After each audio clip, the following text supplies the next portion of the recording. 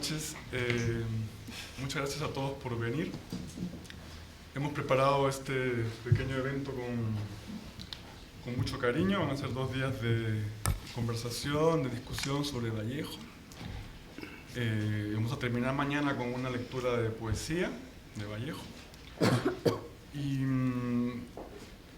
bueno, que agradezcamos todos a la Casa de América por acogernos, especialmente a Ana María Rodríguez, que está aquí. Siempre ha sido muy cordial con nosotros. Y en fin, ahora vamos a tener la primera mesa de discusión. Va a intervenir primero Julio Ortega, luego Marta Ortiz y finalmente Miguel Casado.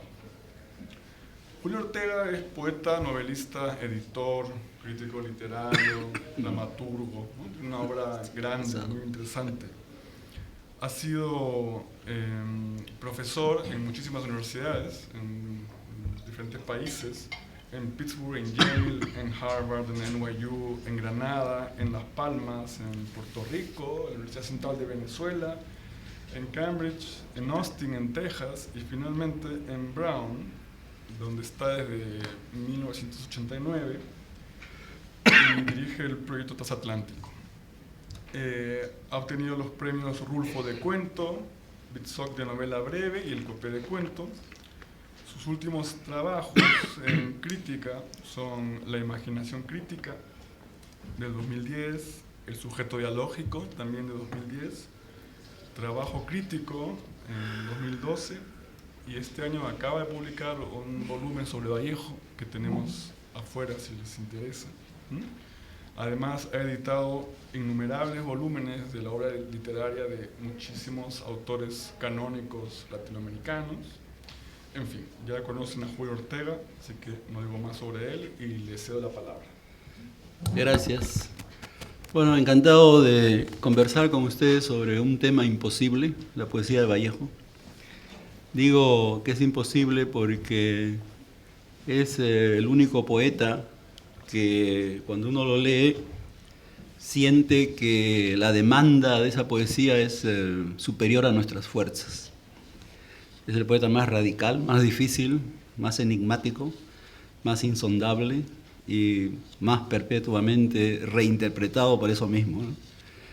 Y no creo que nunca estemos de acuerdo en que hay una comprensión cabal sobre su poesía, pero sí al menos sobre su dimensión mundial, digamos, y sobre su creación poética como, diríamos, un mito contemporáneo sobre lo que la poesía puede ser.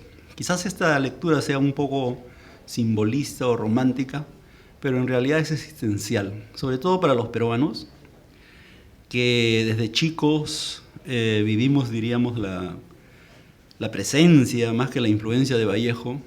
Y yo me acuerdo cuando era estudiante en la secundaria, muy joven, teníamos un club que se llamaba Los Hermanos Vallejo y éramos todos los aspirantes a poetas. He contado esto varias veces, ¿no? Y nos llamábamos unos a otros, hermano Vallejo, ¿cómo está usted? Muy mal. Qué bien, siga usted mal. ¿Y usted cómo está? Sufriendo todo lo que puedo. Excelente trabajo. Entonces era una cosa extraordinaria porque nos sentíamos como un club de desdichados. Después se había descubierto que muchos jóvenes tienen club de desdichados. El último que supe es de unos poetas jóvenes en la Católica, cuya dimensión de desdicha era un club de infelices, y de pronto un día uno de ellos tuvo una novia, fue expulsado inmediatamente. Pero los demás entendieron que eso era maravilloso y todos tuvieron novias y desapareció el club. El nuestro era más serio, el hermano Vallejo. Y leíamos todo Vallejo, no entendíamos nada, pero eso nos entusiasmaba, claro. Y descubrimos que para ser poetas, pues uno tenía que sufrir mucho, lo cual era muy fácil, ya estábamos entrenándonos en ello. Luego había que vivir en París, no era imposible, se puede ir a París a sufrir, pero la tercera condición era más difícil, había que tener a su madre muerta. Porque claro, como Vallejo había escrito sobre la madre muerta y todo lo demás, nosotros veíamos a mamá viva y la mirábamos con impaciencia. Y nos impedía ser buenos poetas, digamos. Pero en fin, estas son cosas delirios de chicos, ¿no?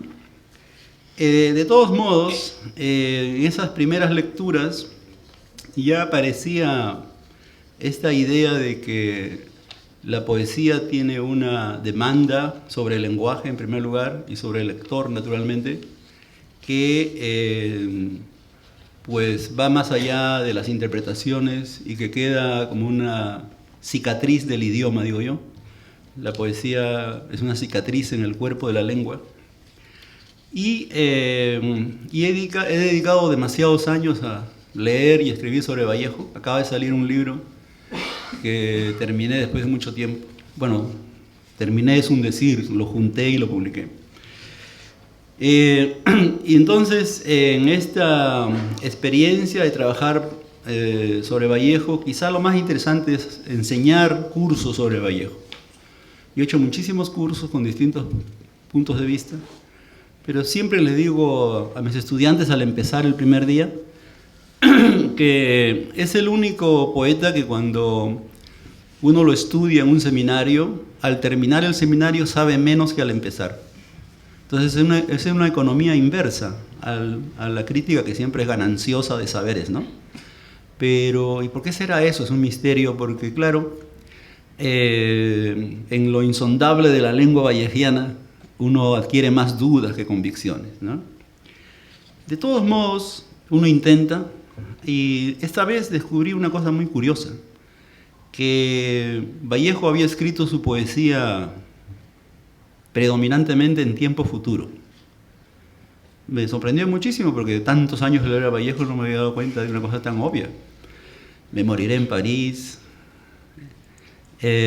solo la muerte morirá, niños del mundo id a buscarla, y cualquier poema encontramos el tiempo futuro.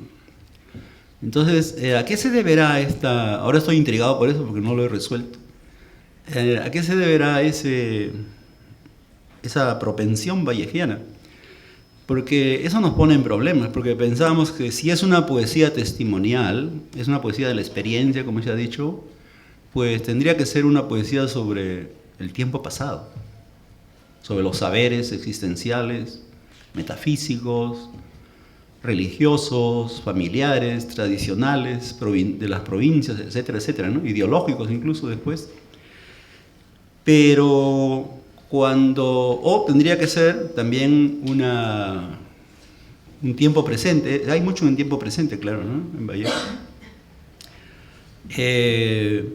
Pero encontrar ese tiempo futuro es muy intrigante, porque el futuro sería como el exceso de temporalidad en el poema, que viene de la experiencia misma del lenguaje constituyéndose como un instrumento analítico, por lo tanto está cargado de memoria poética, diríamos, y de significación. O sea que el lenguaje por sí mismo lleva el peso del pasado. Y luego, en el presente, que es el laboratorio del poema, esta experiencia se disuelve, es analizada y pierde sus convicciones, diríamos, se convierte en dudas. Y entonces allí aparece, por exceso de tiempo, aparece el futuro. El futuro sería como una deriva del tiempo que desborda la temporalidad y que abre unos espacios nuevos. Me sorprendió mucho eso porque, claro, cuando Vallejo dice «solo la muerte morirá», obviamente es un acto retórico, porque la muerte no va a morir. Se puede decir que es una esperanza, como se ha dicho muchas veces, basada en la convicción de la razón poética que asiste a la República Española o al sentido de la historia, pero no es matar a la muerte, porque matar a la muerte sería un acto simbolista o romántico.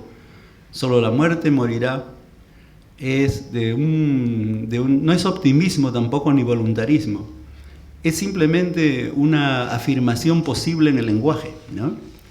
Y se puede decir que sí, que la muerte muere, pero en el poema, no en la realidad, o en lo real, insondable, en ese horizonte del poema, ¿no?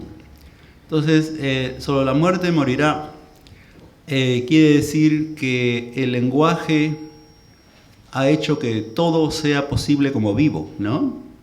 Y que solamente en ese futuro hay una deriva, un exceso, un desborde de significación que se lleva de encuentro a la muerte. Entonces, para que ocurra esa utopía, diríamos, del lenguaje futuro, lo que se requiere es que el lenguaje esté bajo una presión inmensa y pueda excederse, no como un optimismo, ni como una utopía, ni como un voluntarismo, sino como una producción misma del lenguaje. Y en efecto se puede decir que la muerte muere en el poema, ¿no? Y lo mismo, me moriré en París con Vocero, etc. Tiempos futuros que son reflexivos. El futuro es muy extraño en Vallejo porque además hay lo que el idioma permite, ¿no? Es el futuro que está en el pasado, por ejemplo, ¿no? Una visión de futuro desde el pasado. Eso que es muy narrativo, ¿verdad? Que está en la novela siempre. Pero entonces esta temporalidad de futuro me hace pensar que hay otro propósito en la poesía vallejiana y que no es solamente el testimonio, no es solamente el sufrimiento o la experiencia misma convertida en poesía, sino la humanidad potencial latente en la lengua misma. Entonces la pregunta vallejiana sería, ¿qué hacer con el lenguaje? ¿Qué más se puede hacer con el lenguaje, no? No sería un testimonio de su vida ni de su época, o sea, eso es, ¿no?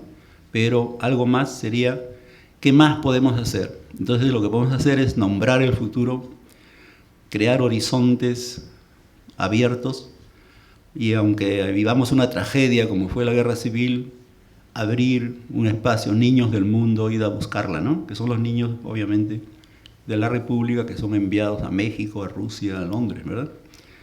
Y entonces ese renacimiento del tiempo, gracias al poder del tiempo futuro en español, porque ahí también habría que hacer una historia cultural, ¿no? De cómo funciona el tiempo futuro en español comparativamente con el tiempo futuro en inglés o en francés, digamos, ¿no? Yo creo que hay una historia cultural interesante que hacer allí y que valdría la pena hacerla. Entonces, digo más cosas sobre esto en el libro, pero solamente les planteo un resumen como una inquietud y como una propuesta de pensar en la poesía de Vallejo como algo que está permanentemente haciéndose. Porque cuando alguien crea un espacio de futuridad, digamos, la postulación poética es que la realidad no está terminada de hacer. Y obviamente la mirada humana y el lenguaje permiten siempre proyectar un nuevo espacio. No es una propuesta doctrinaria, sino que es simplemente una demostración del poder del lenguaje en nuestras manos, ¿no? Y un principio de esperanza, diríamos, contra las tragedias modernas, de que en el lenguaje sí podemos imaginar un futuro, ¿no? Aunque a veces no sea posible en lo real. Ahí lo dejo, podemos conversar de eso o de otras cosas, pero esa es la preocupación que tengo ahora con el tema. Gracias.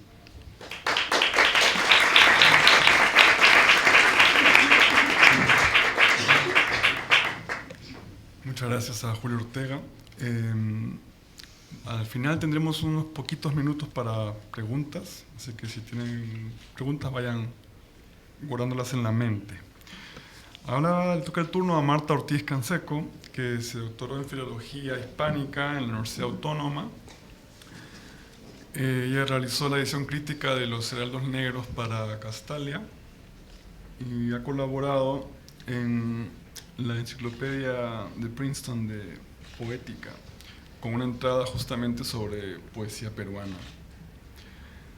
Hace poco coordinó un número monográfico en la revista Letral sobre Perú, vanguardia e indigenismo, y editó una antología que tenemos afuera también, una antología de la poesía peruana de la década del 20, ¿no? Donde se combinan, digamos, tres líneas: vanguardia, indigenismo y otras tradiciones. Y sin más, le dejo la palabra a Marta. Bueno, muchas gracias. Se me oye, ¿verdad? Sí. Muchísimas gracias a todos por estar aquí, a mis compañeros de mesa. Para mí es un honor y me da bastante respeto, la verdad, estar entre Miguel Casado y Julio Ortega, e incluso también por la mesa de mañana en donde tendremos presente a William Rowe y al mismo José Ignacio Padilla. Así que vaya por delante mis agradecimientos también a la Casa de América, por supuesto. Yo voy a hablar, bueno, así un poco en la línea de lo que comentaba Julio, el tema de la imposibilidad de hablar de Vallejo, pues ya es como un punto de partida, ¿no? Creo, para todos. Entonces, partiendo un poco de ahí, yo he titulado mi texto Líneas en Vallejo. Líneas en dos sentidos. En el sentido de qué líneas me parece a mí que pueden ser, que funcionen como una especie de eje, no voy a decir temático porque tampoco es que se hable explícitamente sobre eso, pero sí me parece que es un eje que podemos rastrear en muchos textos de Vallejo, tanto poéticos como en prosa. Y líneas también en el sentido de la linealidad, bueno, línea, sucesión o línea, simultaneidad, líneas versus simultaneidad. Entonces, en esos dos sentidos voy a hablar ahora en esta charla. Aparte de eso, también quería avisar de que voy a hablar de dos libros, de Contra el secreto profesional, que es un texto, un libro de textos en prosa, tanto periodísticos, bueno, podríamos decir, luego voy a explicar un poco en qué consiste ese libro, pero digamos que es un libro de prosas. Y por otro lado, de poemas en prosa, que es un libro de poesía, algunas veces son poemas en prosa, efectivamente, otras veces sí podemos decir que hay poemas con cortes versales. Entonces voy a empezar leyendo un texto de Contra el secreto profesional que se titula El movimiento consustancial de la materia, para partir de ahí, para luego comentarlo y contraponerlo a algunos textos de poemas en prosa. De este texto me gustaría que retengan o que se fijen un poco en 4 temas claves, claves de los que voy a hablar. El primero sería el tiempo, el segundo el espacio, el tercero lo lineal, linealidad versus simultaneidad, y el cuarto sería, podríamos decir, modernidad, pero eso es un tema un poco más abstracto en el que no me voy a detener mucho. El texto dice así: las paralelas no existen en el espíritu ni en la realidad del universo. Se trata de una mera figuración abstracta de la geometría. No cabe paralelismo dentro de la continuidad una y lineal de la vida. La historia y la naturaleza se desenvuelven linealmente y, en esta única línea, solitaria, los hechos humanos y los fenómenos naturales se suceden uno tras otro, sucesiva y nunca simultáneamente. La vida es una sucesión y no una simultaneidad. Las paralelas aparentes de una línea férrea no se desarrollan a la vez, sino una después de la otra. Los hombres no conviven, sino que se suceden de uno en uno. Los pueblos tampoco conviven, sino que se suceden. La pluralidad es un fenómeno del tiempo y no del espacio. El número 1 está solitario de lugar. El 2 y los guarismos subsiguientes, dígitos o compuestos, no existen como realidad objetiva, sino como figuraciones abstractas del pensamiento. La vida no se ensaya en varias formas a la vez, sino en varias formas sucesivas. Si se pudiera figurar la evolución de la vida, se la representaría por una fila de seres y de cosas, de uno en fondo. Bajo la ilusoria simultaneidad de las cosas y los seres, reposa en el fondo la realidad exclusivamente sucesiva y en marcha del universo. La masa es más un desfile que un remolino. La asíntota surgente de la historia tiene más de línea que de punto. Bueno, ahí finaliza, no es el texto completo, pero he extraído algunos párrafos. Como digo, estas serían los 4 puntos que he marcado, son las líneas que voy a seguir en esta charla. Estos elementos que he dicho, de tiempo, espacio, linealidad, modernidad, también velocidad, son muy recurrentes en los textos de Vallejo, pero más que simplemente hacer un seguimiento en los textos de estas ideas, lo que a mí me gusta cuando leo a Vallejo, y también por esa imposibilidad de hablar de Vallejo, lo que me gusta, me parece productivo, es contraponer esos términos en diferentes textos, tanto en textos en prosa como en textos en verso. Es decir, centrarse en alguno de esos ejes y leer sus textos poéticos y en prosa desde ese punto de vista, y siempre teniendo en cuenta que, al menos en mi opinión, en la de algunos críticos también, todos ellos constituyen en última instancia una reflexión sobre el lenguaje que también ha comentado Julio Ortega. El texto que he leído, como digo, se titula El movimiento consustancial de la materia y se publicó en Contra el secreto profesional. En sus apuntes biográficos, Georgette Vallejo habla de una carpeta titulada Código Civil que pertenecía a Vallejo y en la que se incluía 3 obras independientes entre sí. Por un lado, Hacia el reino de los Siris, por otro lado, Contra el secreto profesional y por otro lado, unas cuantas composiciones después agrupadas bajo el título de Poemas en prosa. Según Georgette, esta carpeta estaba compuesta de textos escritos desde su llegada a París y fue revisada intermitentemente por el poeta hasta finales de la década de los 20, sobre todo tras el regreso de su primer viaje a la URSS en el 28. Bueno, hay polémica sobre estos textos, se dice que los transcribió Georgette, que no se sabe, polémica editorial, ¿no? No me voy a meter en eso. Pero lo cierto es que los textos que conforman el libro publicado bajo el título Contra el secreto profesional y las composiciones agrupadas bajo el título Poemas en prosa muestran varios puntos en común e incluso constituyen, podríamos decir, diferentes momentos de una misma composición. El ejemplo más patente podría ser el texto titulado De Feuerbach a Marx, que se incluye con ese título en Contra el secreto profesional y que aparece en Poemas en prosa bajo el título En el momento en que el tenista. Bueno, no es un título, sería el primer verso, pero se conoce así ese poema. Según Georgette, la versión en prosa del texto original contiene una nota que dice pasado en verso, refiriéndose a la versión posterior, que es efectivamente la que se dispone con cortes versales en Poemas en prosa. Por otra parte, los textos de Contra el secreto profesional también guardan una estrecha relación con las crónicas que Vallejo mandaba a periódicos peruanos en los años 20. Es decir, que tenemos un libro que se ha llamado también libro de reflexiones, Contra el secreto profesional, un libro de ideas, de reflexiones, podemos decir de ensayos, que funciona un poco como punto en común entre un libro de poesía, que es Poemas en prosa, y algunos textos del género periodístico, podríamos decir. Entonces, esta red que se teje entre los artículos, los libros de reflexiones, los poemas e incluso la narrativa me interesa en tanto que se constituyen como a partir de diferentes caras de una misma moneda, y es la observación atenta del desarrollo de la modernidad, ¿no? Desde el punto de vista de Vallejo en esos años. Y también el juego con algunos de los componentes de esa modernidad. Como he dicho antes, algunos de mis preferidos serían tiempo, espacio, velocidad y dentro de tiempo podemos incluir la linealidad, aunque también se podría incluir en el espacio. La característica esencial que une los poemas en prosa con Contra el secreto profesional es que ambos exponen desde diversos puntos de vista las ideas sobre la modernidad que Vallejo fue desarrollando, como he comentado. En muchos momentos, Poemas en prosa se apoya en las mismas ideas que Contra el secreto profesional, pero de alguna manera lo exceden o se desvían en otra dirección.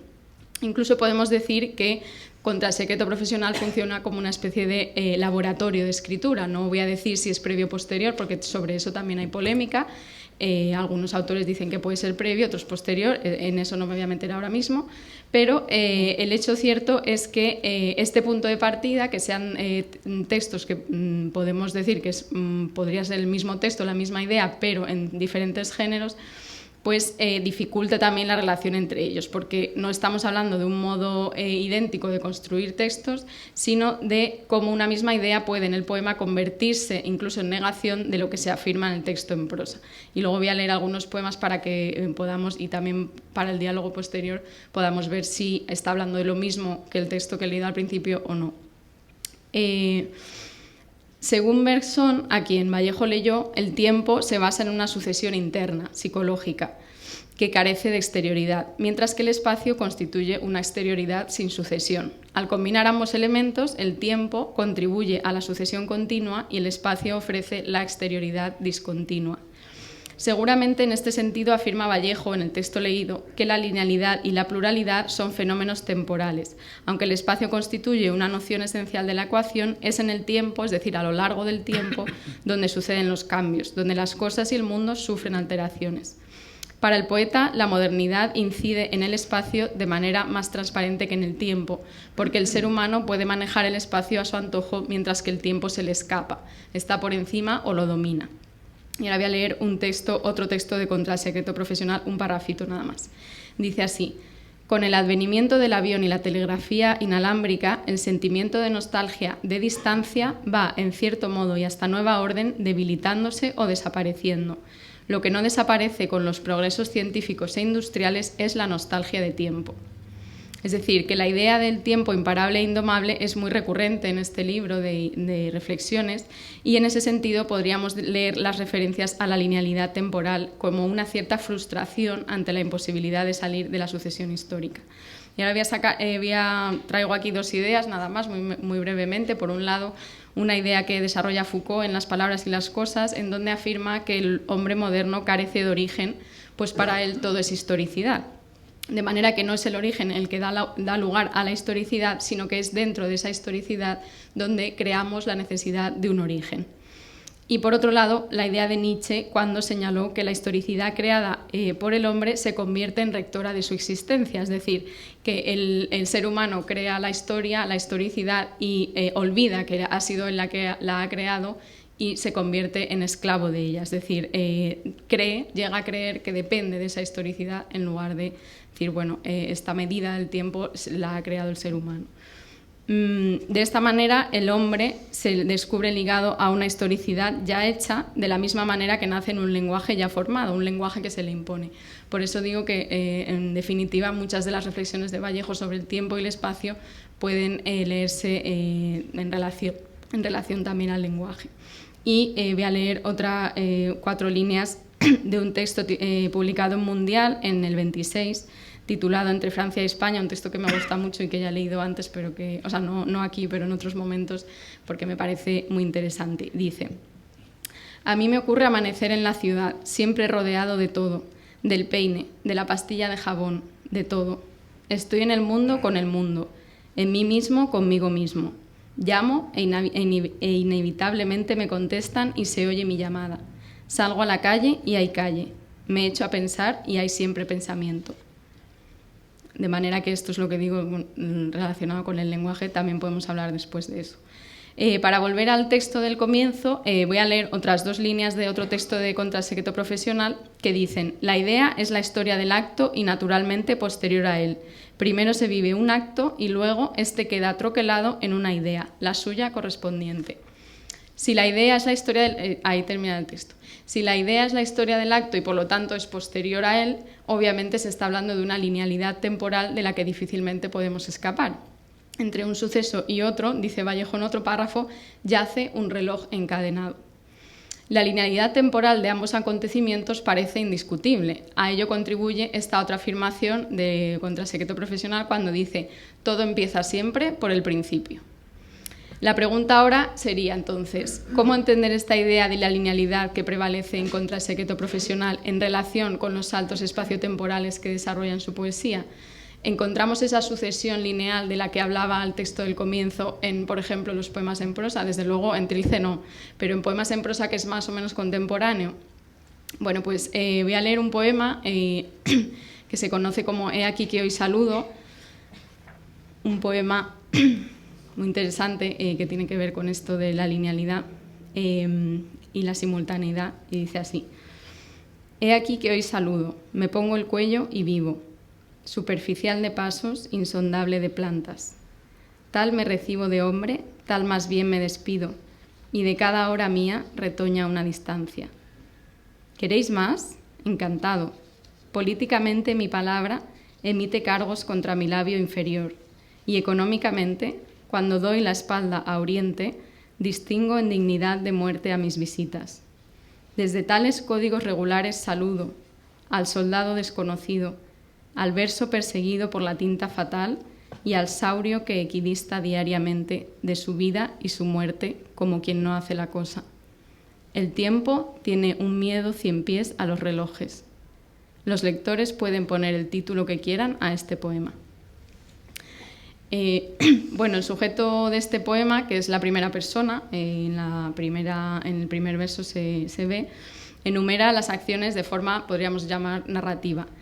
Primero saludo, después me pongo el cuello y por último vivo. De este poema ha hablado William Rowe en algunos de sus textos, muchísimo mejor que yo, pero yo, como soy bueno, podríamos decir su alumna, cojo algunas de sus ideas. De manera que no habría por qué pensar que estas acciones de saludar, ponerse el cuello y por último vivir, no habría por qué pensar que estas acciones no son sucesivas, incluso aunque entre ellas medie un salto u otras acciones que no se mencionan. Nos situamos en un tiempo continuo que avanza hacia adelante y que se transmite mediante una narración del sujeto sobre sus propios actos. Quizá es la forma cinematográfica lo que primero nos saca de esta aparente simplicidad lineal, porque ponerse el cuello parece una acción caricaturizada al estilo de Chaplin de nuestras acciones cotidianas, ¿no? Esta idea es de William Rowe. Volvemos a Bergson y a la relación entre espacio exterior y tiempo interior. Las cosas externas cambian, pero sus momentos no se suceden a no ser por la conciencia que tenemos de ellas en nuestra mente. Es decir, el cambio de las cosas externas, según Bergson, se convierte en sucesivo solo en nuestro interior, a través de nuestro tiempo interno. Nuestra conciencia de la continuidad es la que le da continuidad al mundo. Cuando Vallejo escribe de cada hora mía, está hablando de un tiempo interior al sujeto que efectivamente rige el tiempo externo de las cosas, porque la distancia, que es espacio exterior, surge y existe en relación a cada hora del sujeto poético. Vuelvo a leer ese verso que dice: y de cada hora mía retoña una distancia. Entonces, lo que en los ensayos parece sumisión a la linealidad del tiempo, a la concepción histórica de nuestra cultura, se ve excedido en este poema a través de los versos citados y llega, en mi opinión, a su punto máximo cuando dice en el penúltimo verso: el tiempo tiene un miedo 100 pies a los relojes. Aquí el tiempo se personifica para ponerse al reloj, aparece la posibilidad de otra temporalidad y se cuestiona la medida tradicional.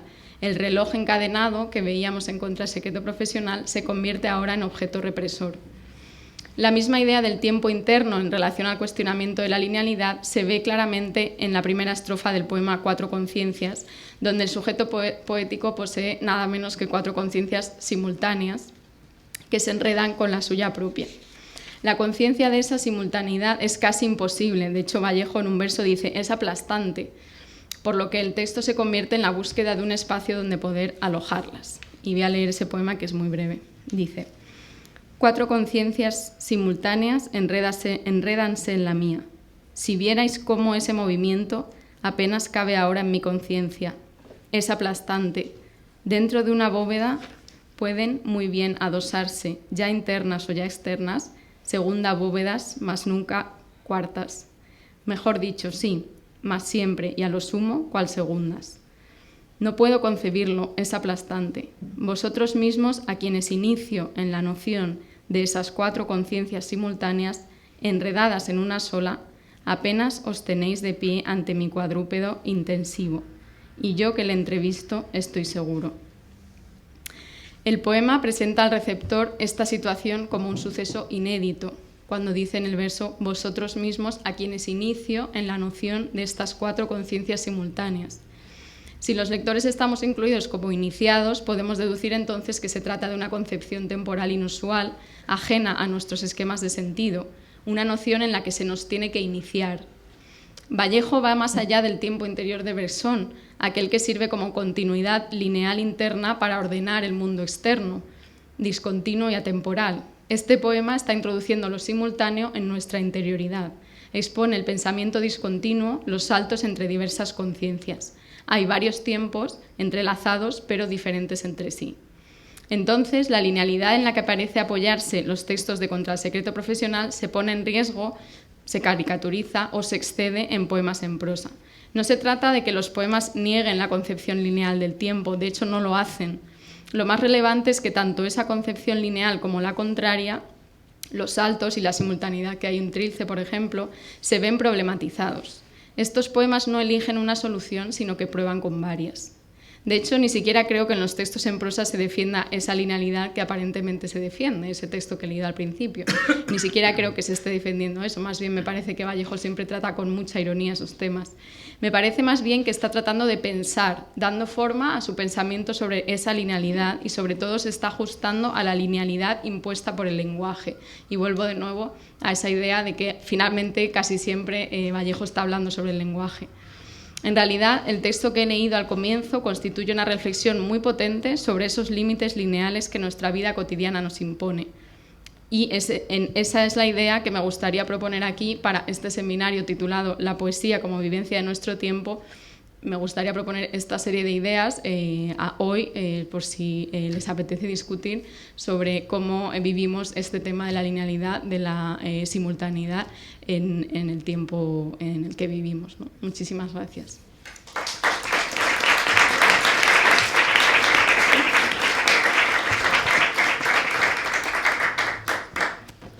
Muchas gracias a Marta, y ahora es el turno de Miguel Casado, que es autor de una amplia obra poética, crítica y de traducción.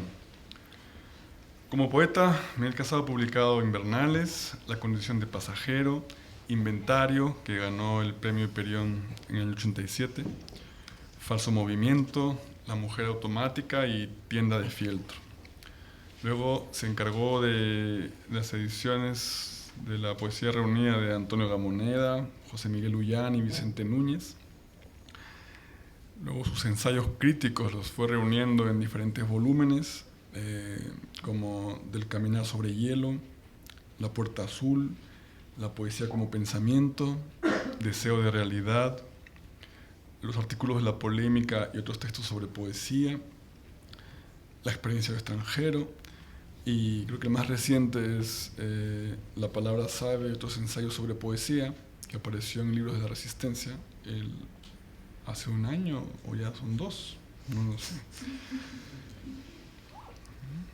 En su trabajo como traductor, habría que mencionar que se ha centrado en Verlaine, Rimbaud, Francis Ponch, recientemente Bernard Noël, que también acaba de aparecer en Libros de la Resistencia, una nueva traducción de Miguel Casado.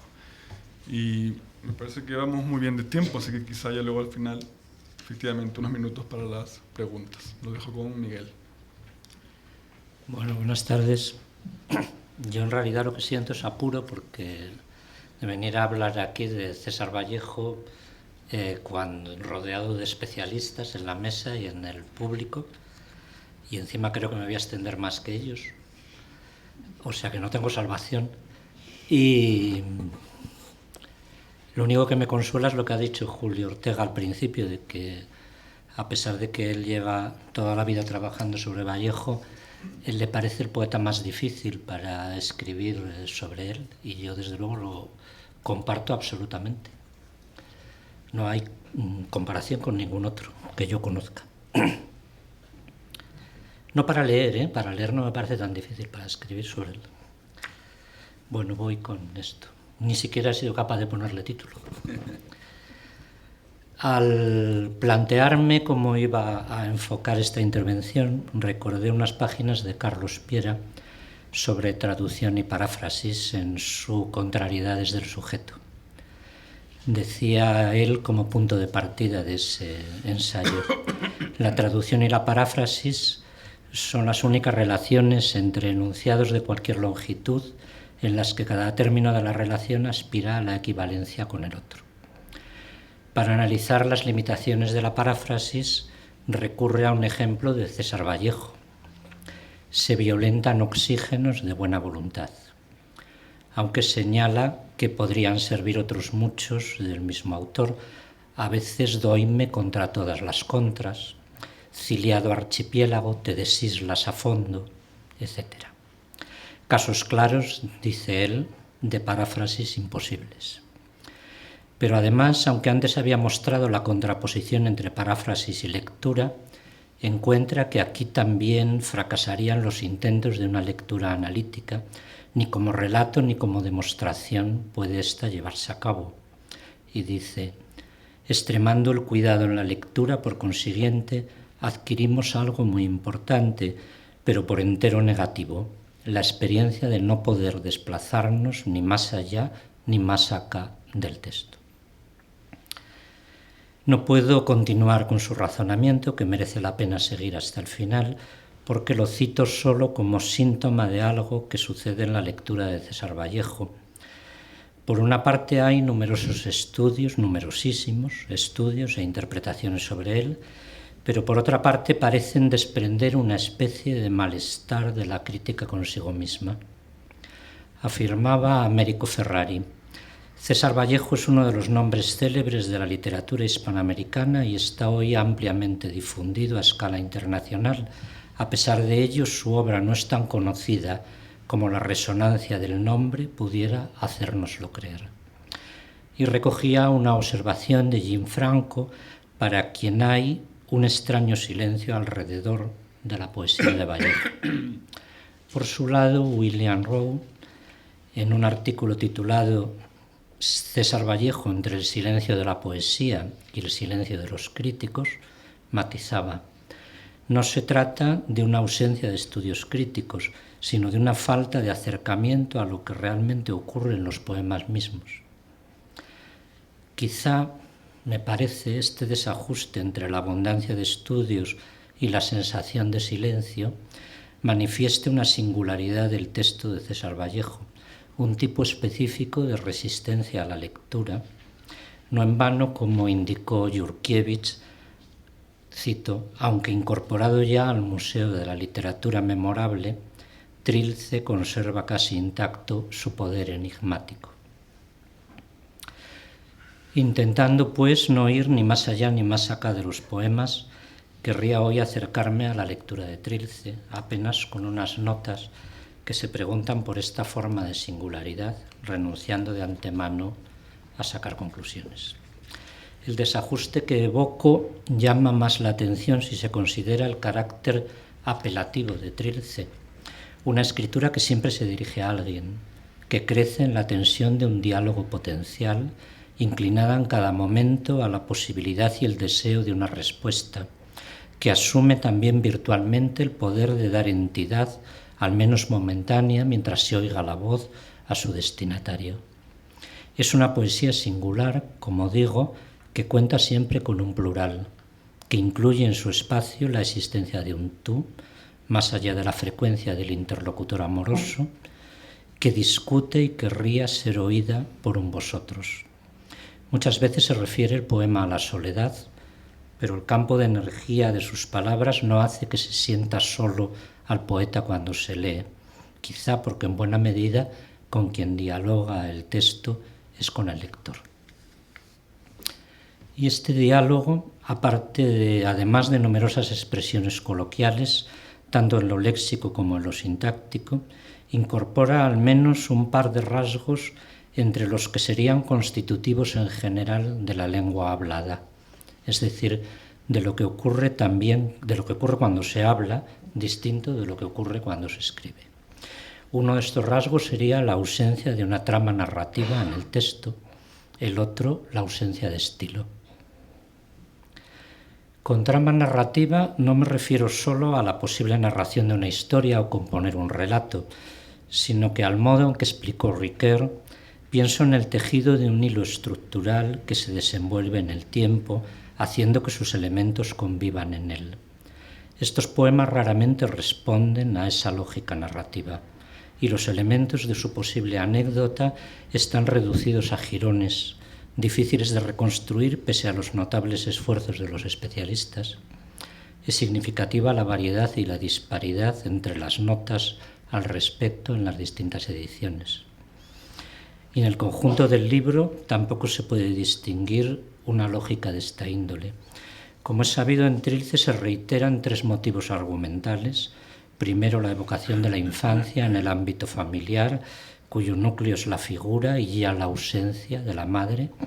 Segundo, el amor disfrutado y sobre todo el amor perdido, sin llegar a explicitarse si la historia amorosa funde, como así es seguramente, varias relaciones distintas. Y en tercer lugar, la reclusión de Vallejo en la cárcel de Trujillo, que no duró demasiado, menos de 4 meses, pero que se convirtió en núcleo decisivo de sentido y experiencia.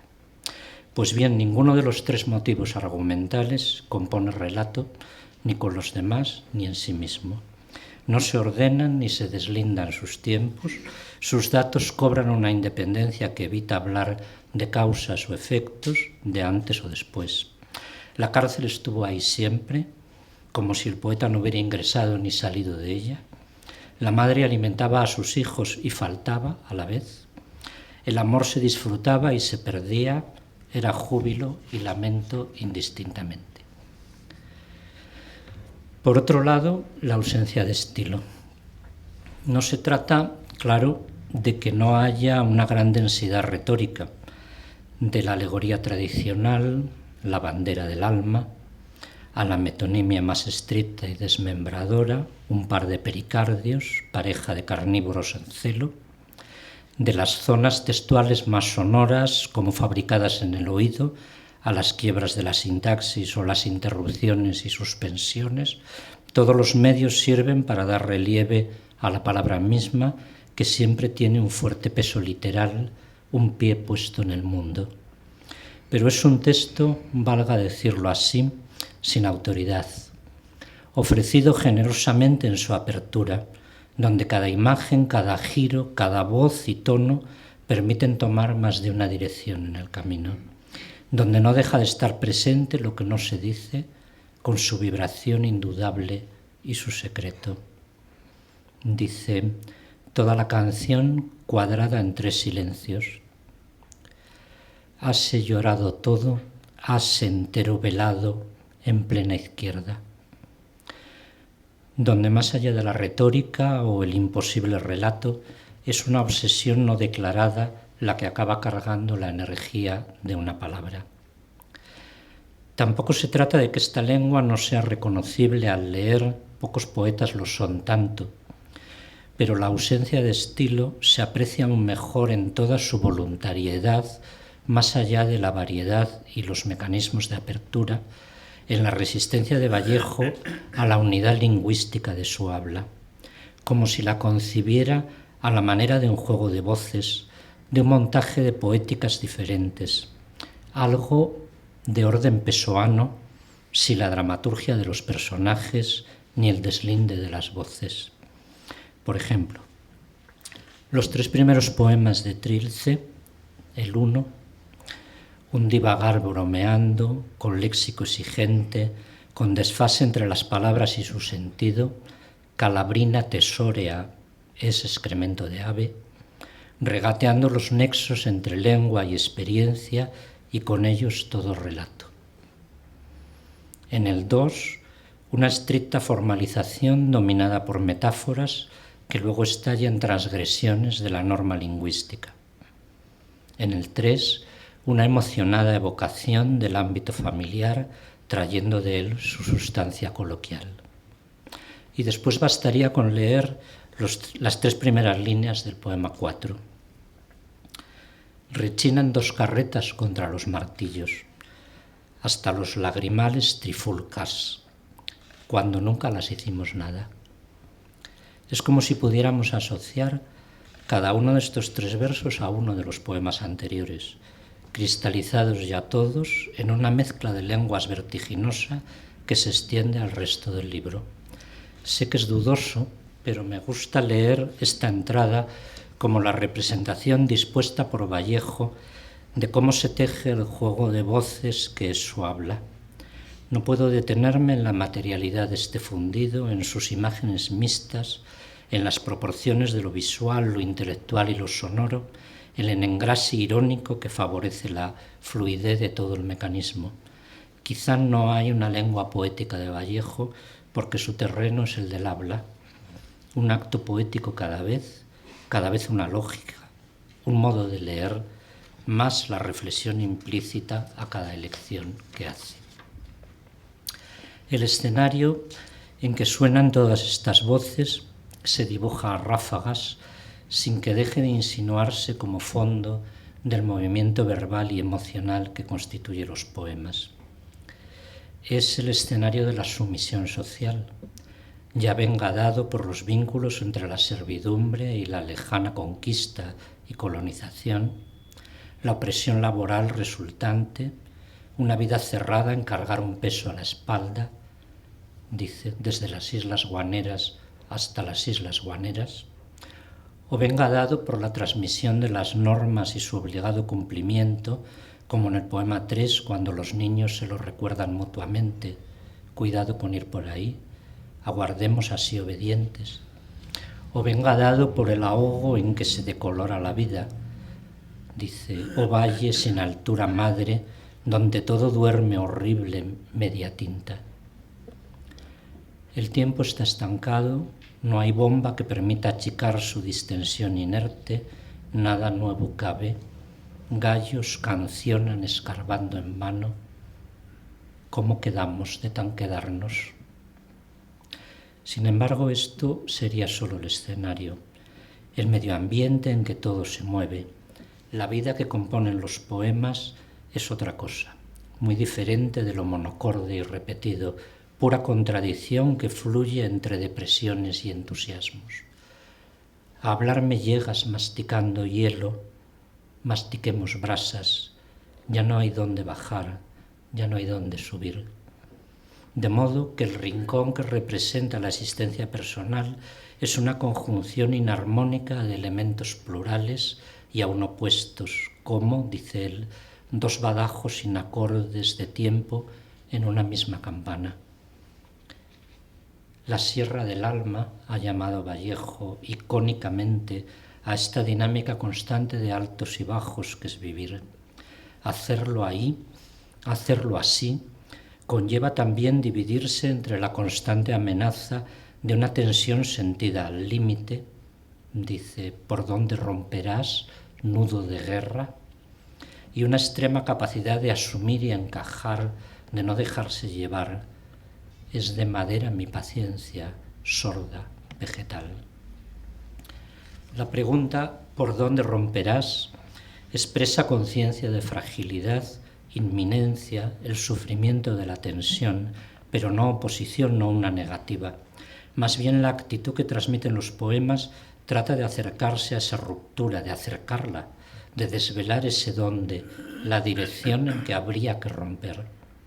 Si la sumisión y el estancamiento son el escenario, la rebelión es la voluntad y el motor, no sé en qué medida, de la escritura o de la vida. Frente al tiempo estancado, la confianza en las propias fuerzas, sentir que el tiempo empieza cuando lo hace la acción. La apuesta de quien se resiste a cualquier vuelta atrás, quemaremos todas las naves, dice, o lo mismo expresado con humor, al aire, fray pasado, cangrejos, zote. Y en la jugosa textura de los poemas no deja de actuar la tensión, nada es nunca lineal, por mucho que domine la rebeldía de la ruptura. Así las imágenes tópicas aún revividas para expresar una apuesta de tabula rasa, dice el salto por el ojo de la aguja, proponer lo imposible. Me quedó un momento en el poema 36 del que tomaba estas últimas palabras. Lo protagoniza la Venus de Milo. Mirándola se apreciaría que la existencia solo puede prolongarse en el tiempo merced a la imperfección, haciendo forma a la imperfección. Pero también interviene la insatisfacción, y esta Venus no se resigna a seguir sin brazos, los busca de muchos modos, cuyo cercenado, increado brazo revuélvese y trata de encodarse, y a la vez en la práctica activa de la imposibilidad hace como si lo estuviera, dice, laceadora de inminencias, laceadora del paréntesis. Por tanto, atrapa con ellos, con su ausencia, lo que rompe el curso del tiempo con la agudeza del instante o con la suspensión. Figura del arte clásico, se levanta la Venus de Milo en su imperfección sobrevenida y en su rebeldía contra los falsos equilibrios, la engañosa quietud, y sirve de ejemplo para la llamada a rechazar la simetría, la seguridad dupla de la armonía. Es lo impar, lo que no se clasifica ni se entiende por semejanza, y en este poema son impares la orfandad, el dedo meñique, aquello que está en sitio donde no debe, impares la rabia y el azar. La rebelión poética de Vallejo no es que equivalga o se corresponda con la vital, sino que ésta se ejerce limpiamente en la escritura como escritura. He mencionado el tiempo detenido del escenario y también ese tiempo de la apuesta personal que siempre empieza ahora, pero nada voy a poder decir sobre el tiempo múltiple y fragmentado, las simultaneidades y paradojas del tiempo en Vallejo, o sobre la irrealidad de sentir toda una vida como el solo transcurso de la mañana a la noche y la verdad de sentirla así. No puedo tampoco detenerme en el peso del destino y la levedad del absurdo. La presión del destino busca que se interiorice la vida dada, que se personalice la repetición. En cambio, el absurdo parece elevarse en el aire con el soplo de un vacío de sentido liberador por un momento, donde una lógica vigente falla, hay la posibilidad de un comienzo. Los términos negativamente marcados como absurdo son términos abiertos. Son hilos estos de los que podría tirarse para pensar lo que ocurre en Trilce. Pero sí querría añadir al menos que la propuesta vallejiana de rebelión no se da como una opción entre otras, sino como forma de análisis de la realidad y de ajuste con ese análisis como un nuevo tipo de objetividad. Así el poema 5.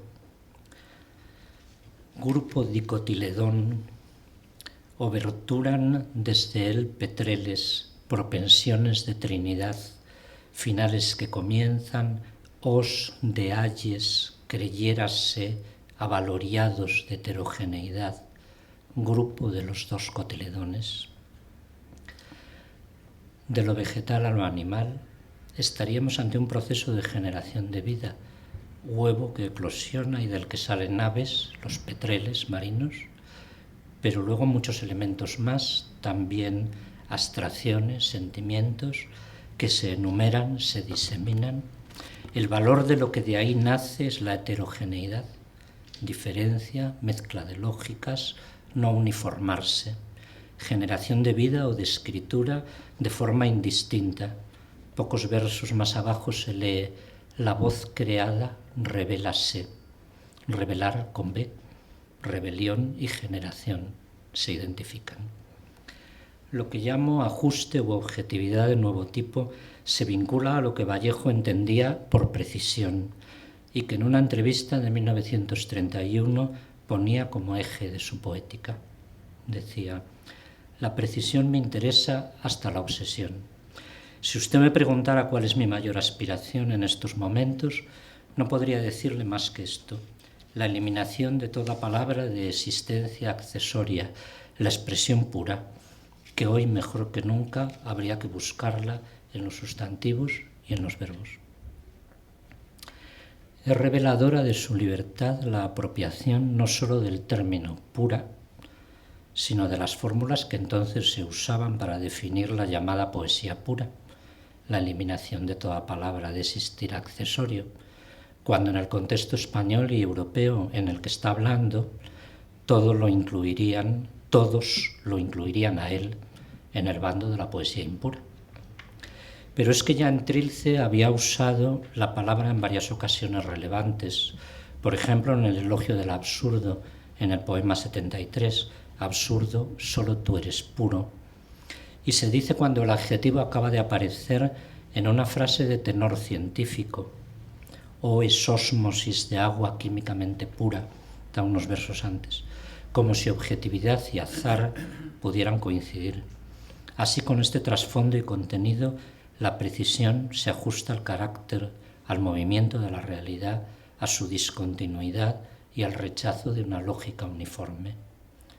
Me limito a proponer dos aspectos de la precisión. Se trataría primero de reconocer una nueva forma de literalidad que pueda asociarse con esta idea, a saber, una literalidad que sin dejar de serlo fuera también extrañamente, imposiblemente distanciada, indirecta. Pienso, por ejemplo, en la forma de nombrar que tiene Vallejo, su trabajo de selección léxica tan estricto y a la vez tan lateral, tan anómalo, introduce un factor de distancia en sí mismo, requiere forzosamente un lapso de reflexión al escribir como al leer, que necesariamente impide lo inmediato y lo directo y que, funcionando así, promueve esa actitud. A una lógica semejante, aunque quizá aún más radical, correspondería el uso tan vallejiano de las palabras del cuerpo, las que designan sus órganos y miembros. Por un lado, porque indican una continuidad con las palabras que apuntan a la realidad exterior, como cuando dice del carcelero, abriéndonos, cerrándonos los esternones. Luego también por el modo en que coinciden con el movimiento erótico, sin continuidad lógica con él, pero físicamente contiguas, más piernas los brazos que brazos. Igualmente por la nitidez desusada que el nombre de elementos tan comunes y habitualmente innombrados adquiere en la superficie de la frase. Pero me sugieren sobre todo el valor de este uso unas palabras del poeta francés Bernard Noël, el autor de Extraits du corps, extractos del cuerpo, que decía así en una entrevista: me he dado cuenta de que en el fondo este empleo de referencias físicas era más bien una rebelión contra la escritura. La escritura no es física, pulveriza, hace desaparecer el cuerpo, y el cuerpo debe recordarse sin cesar en la escritura. Formas de resistencia, pues, de lo físico frente al destino de abstracción del lenguaje, y no sólo de las palabras del cuerpo, sino también del modo con que comparecen en Vallejo los nombres de las cosas, o de cómo a veces ellas se vuelven autónomas y actúan de por sí. Podría proponerse algo similar. Pero el propio poeta se encargó de recordarnos que lo poético se construye de muchas formas, que su poder de vida estriba sobre todo en un resto, un residuo, que por definición no es posible categorizar ni aludir desde fuera. Son las frases de Piera que citaba al principio, ni más allá ni más acá, o lo que Vallejo llama, con aire musical un poco de época, pulso misterioso, o también la sexta cuerda. O cómo es la experiencia de leerlo, según la describe Westphalen, y acabo con estas palabras: la enorme tensión afectiva que hacía sentir cada poema como un puñado de nieve arrojado en pleno rostro.